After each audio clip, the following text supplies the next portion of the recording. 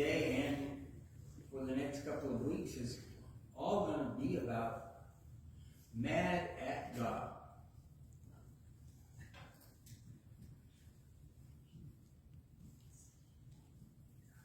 I know we like to think that we're never mad at God, but many of us have been. Some of us will be in the future. And there's been a whole bunch of people throughout history that have been mad at God. So over this series, we're going to study 3 different believers who were mad at God. What they did, how God answered them, and how they reacted. And I think that's important for us to understand, because whether or not we get mad at God, somebody in our life is going to be mad at God at some time or another. Now, the first one we're going to look at is going to be Job, because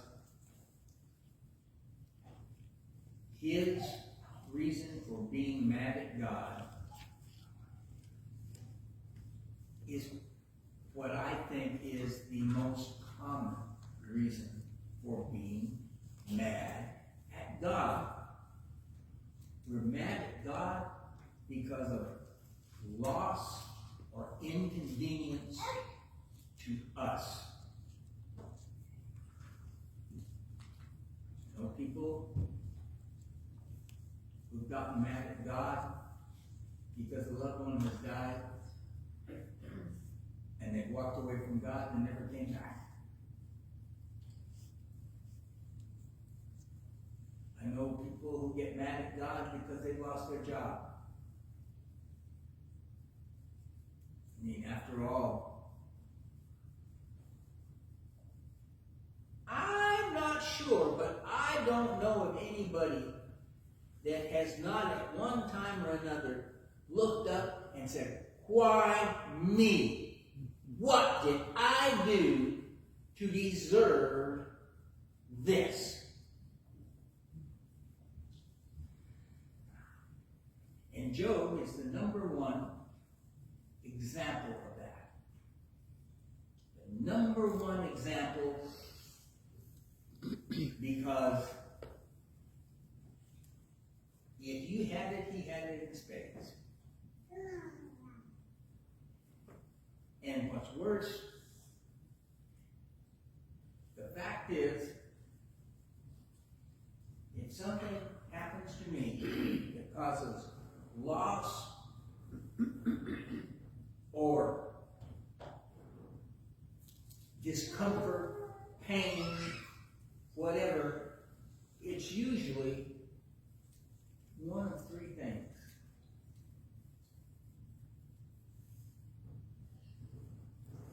My own things I've done have caused me to suffer. #2, it's somebody else who's been given free will by God, and it's their fault. They've done something. And the 3rd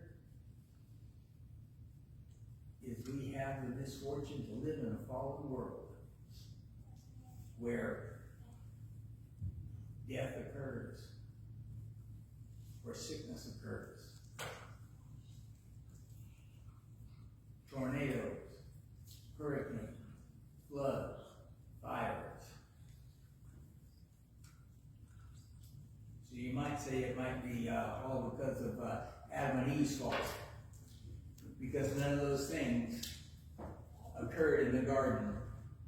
There was no loss. There was no misfortune.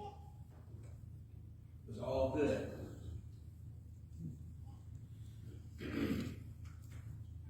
Job, however,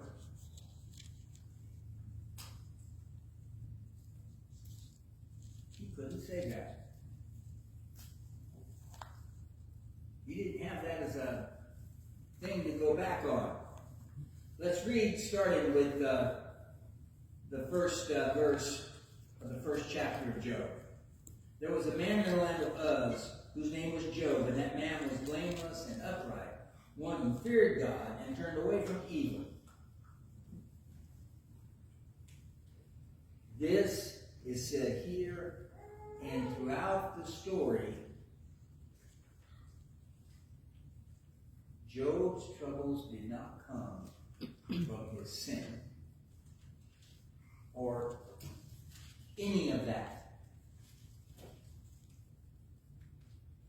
It wasn't his fault. Now, what made it worse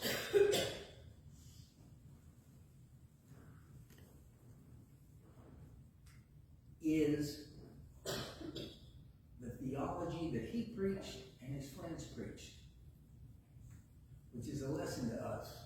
If our theology is wrong, it can really make the way we respond to God very difficult. Because his theology, as we read through it over and over again, is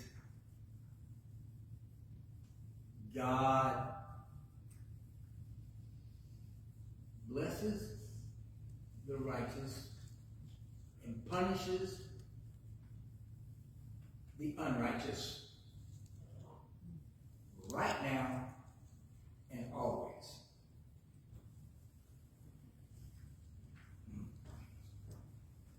We see as we go through time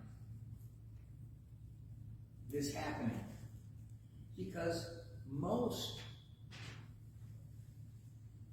of the patriarchal age things were right now, right here, right now. And then as you get into the Mosaical age, you see that changing to some of it now and then some spiritual later. And in the Christian age, we find that God's punishment is now more spiritual. But they had the belief that if you suffered, it was because you sinned. There was that belief even when Jesus was on this earth. People came to him about the man born blind and said, who sinned? This man and his parents, that this should happen to him. We have a problem, I think, as human beings to accept that some things just happen. You know, we have a problem with that. That's just something that we just don't like to believe. And we have a belief that when you become a Christian, everything is sunshine, lollipops, and rainbows. And nothing could be further from the truth. Because before you become a Christian, you're a bystander. If something happens to you, you are collateral damage. When you become a Christian, you just enlisted in the Lord's army. Now you're not collateral damage, you're the target. A lot of people, even today, don't understand that. But back in those days, we have Job's friends telling him that that's the way it is. I'm going to read from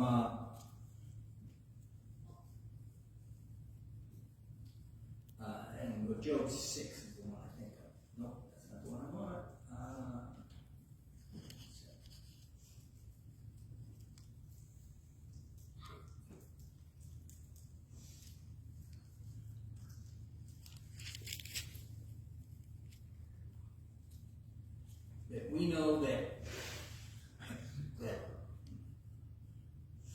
people have this idea that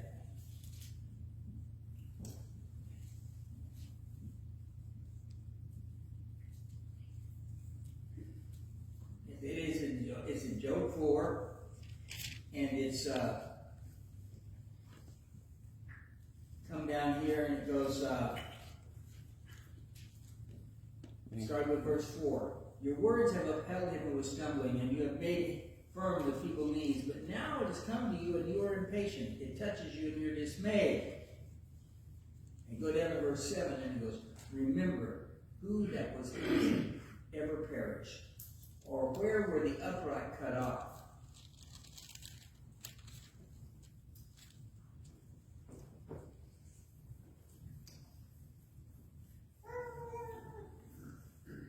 Their theology had blinded them to reality. Innocent suffer. We've been praying for Sailor, a little 8-year-old. I cannot imagine anything that an 8-year-old could do that deserves getting cancer, and then getting a fungal infection, and then getting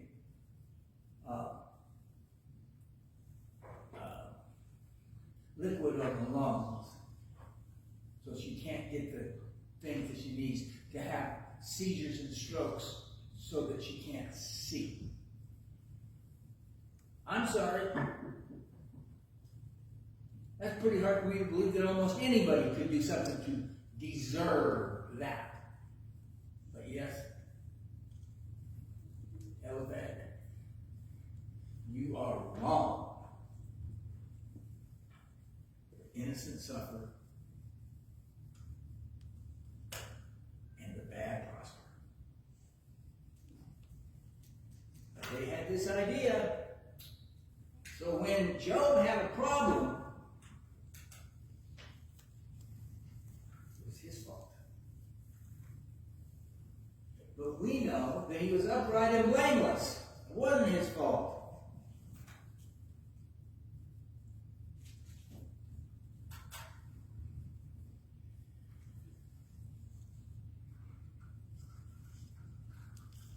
Another reason I want to bring up Job, we're not going to finish his story today because we had to set this whole thing up. But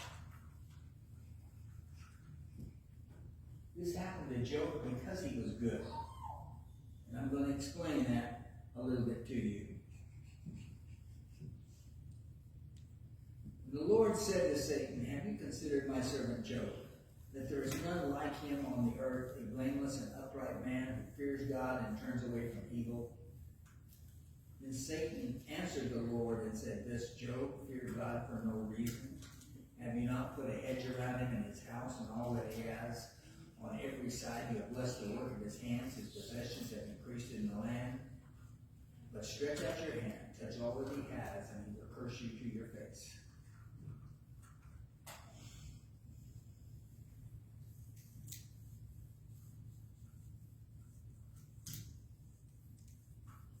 Job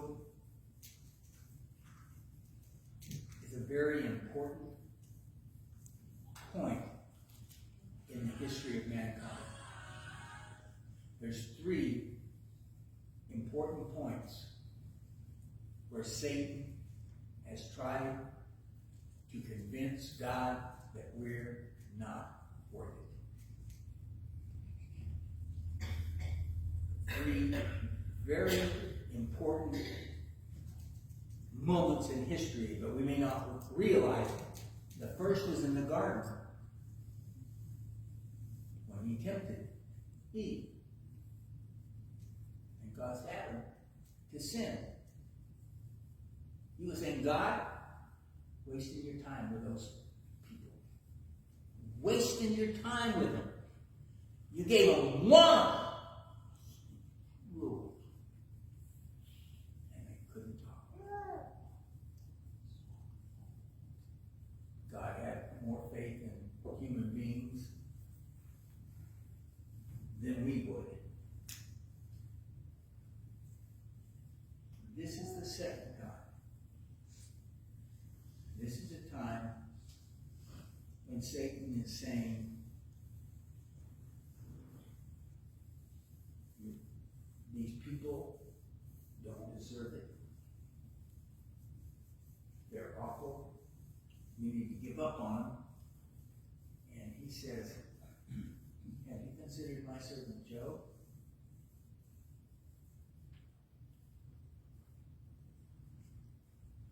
God is allowing Job to prove to Satan and to us that we're worth saving.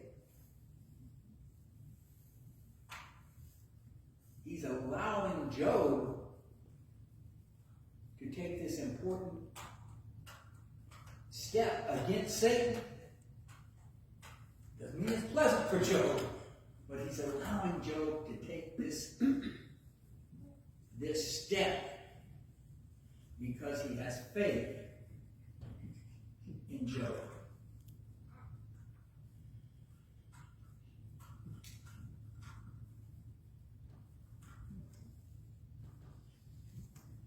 God allows Job to take away the blessings that God has given him. He loses his wealth. I've lost jobs and felt pretty bad. Be one of the richest men in all the East and you lose everything. That's got to sting. He didn't just lose one child. He lost all of them. Every one of his children. His wife turned against him. Said, curse God and die. Give up. It's not worth it. And in this first round, he lost something even more precious. Because of the theology of the day, he lost his reputation.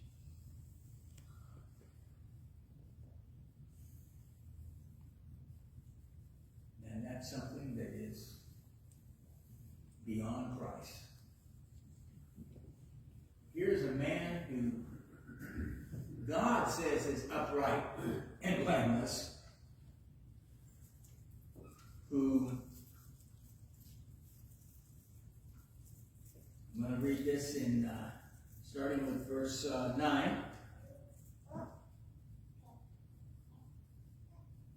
I'm going to start with verse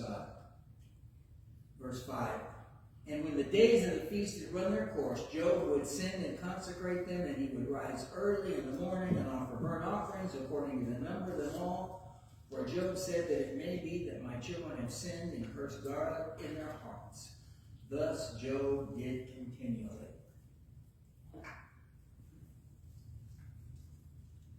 Job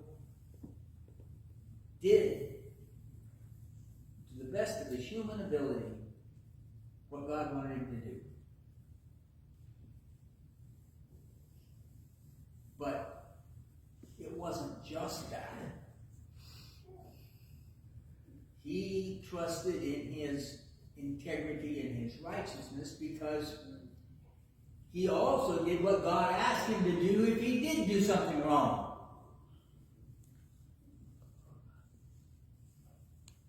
He did his best to do what was right. And then offered the sacrifices he was supposed to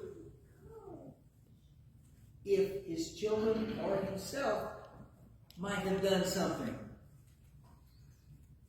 even in their hearts. So he knew, and I'm going to say that, he knew that he was right with God.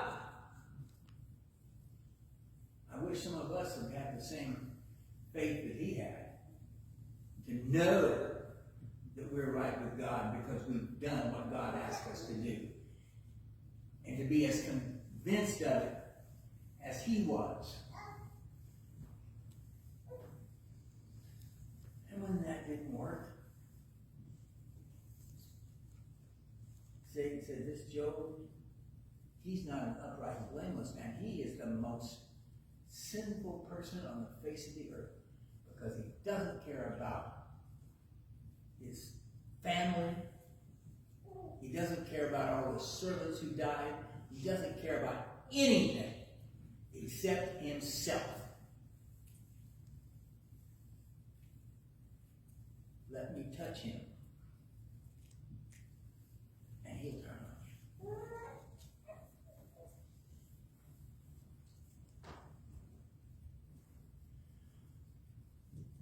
So he endured physical pain.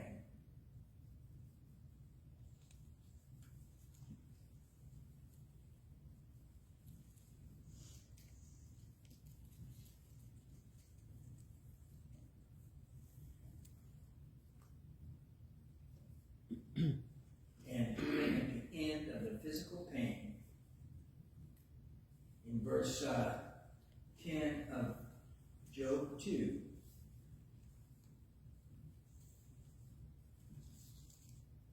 the end of it says, in all this, Job did not sin with his lips.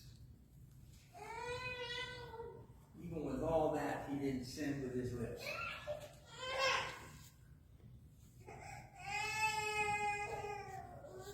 But he started to be mad at God. Wouldn't you?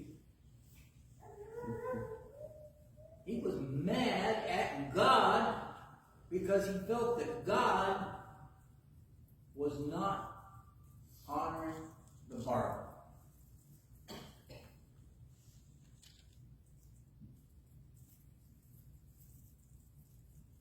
If you're in a business deal and somebody doesn't honor their bargain, do you get mad? Yeah. You don't like it. Well, imagine when you're dealing with God and you feel he's cheating you. You did what he said, and now in your mind, because of your theology, you're being punished. So he gets mad at God. And next week we're going to deal with what he did and what he didn't do when he was mad at God, and what happened afterwards. So you can read all of Job. Being kind to you guys, I used to do a series on the book of Job on Sunday night sermons for several months, so I'm compressing this really good. And then you can look at the book of Habakkuk and the book of Jonah, because those are two other believers who got mad at God. And the reason we're looking at this is because we get mad at God, and we need to know how people overcame it and how they did it and why, so that we can come out on the other side as a winner instead of a loser in the game of life. Anybody needs to answer the invitation in a public way, there's no better time than now. You can come now as we stand and as we sing.